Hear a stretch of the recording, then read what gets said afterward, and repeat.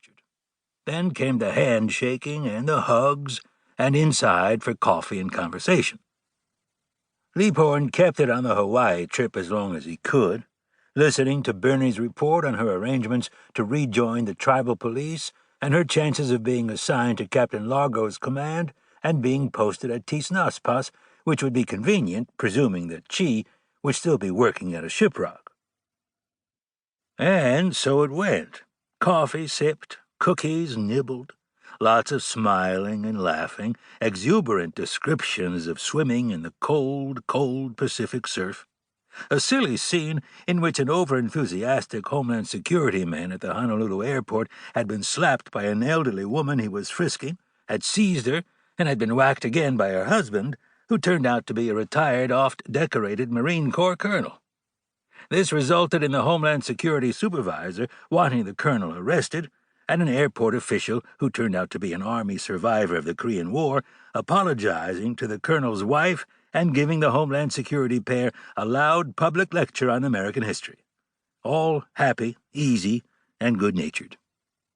But then Sergeant Jim Chi said, "By the way, Lieutenant, Bernie and I have been wondering what got you interested in the Totter obituary, and why you never called us again. We would have been willing to do some more checking on it for you." "Well, thanks," Leaphorn said.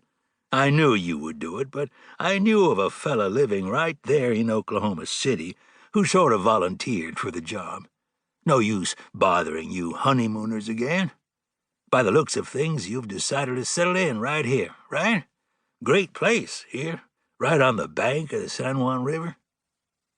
But that effort to change the subject didn't work. "What did he find out for you?" Bernie asked. Leaphorn shrugged, drained his coffee cup, extended it toward Bernie, suggesting the need for a refill. "Didn't amount to anything," he said. "Great coffee you're making, Bernie. I bet you didn't follow Chi's old formula of too little grounds boiled too long." Chi was grinning at Leaphorn, ignoring the jibe. "Come on, Lieutenant, quit the stalling. What did you find out? And what got you so interested in the first place?" "You're a married man now," Leaphorn said, and handed his empty cup to Chi. "Time to learn how to be a good host." "No more coffee until you quit stalling," Chi said. Leaphorn sighed, thought a bit. "Well," he said, "it turned out the obituary was a fake. Mr. Totter hadn't died in that Oklahoma City hospital, and hadn't been buried in that Veterans Administration cemetery." He paused, shrugged. "Well, go on," Chi said. "Why the obituary? What's the story?" Bernie took the cup from Leaphorn's hand. "But don't tell it until I get back with the refill," she said. "I want to hear this." "Why the fake being dead?" she asked. "What happened to Totter?" Leaphorn pondered. How much of this could he tell? He imagined Chi and Bernie under oath on the witness stand, the U.S. District Attorney's prosecutor reminding them they were under oath or the penalty of perjury. "When did you first hear this? Who told you? When did he tell you? After his Navajo Tribal Police retirement, then? But wasn't he still a deputized law enforcement officer for about 3 Arizona and New Mexico counties?" "Well?" Chi asked. "I'm waiting for your wife to get back with the coffee," Leaphorn said, being polite. "You should learn about that."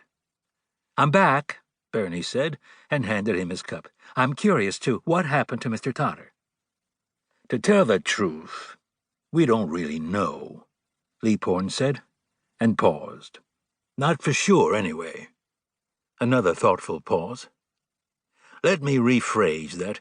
To tell the truth, we think we know what happened to Totter, but we never could have proved it."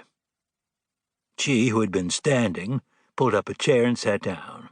"Hey," he said, "I'll bet this is going to be interesting." "Let me get some more cookies," Bernie said, hopping out of her chair. "Don't start until I get back." That gave Leaphorn about 2 minutes to decide how to handle this. "Long and complicated story," he said, "and it may cause you both to think I've gone senile. I've got to start it way back by reminding you both of our origin story.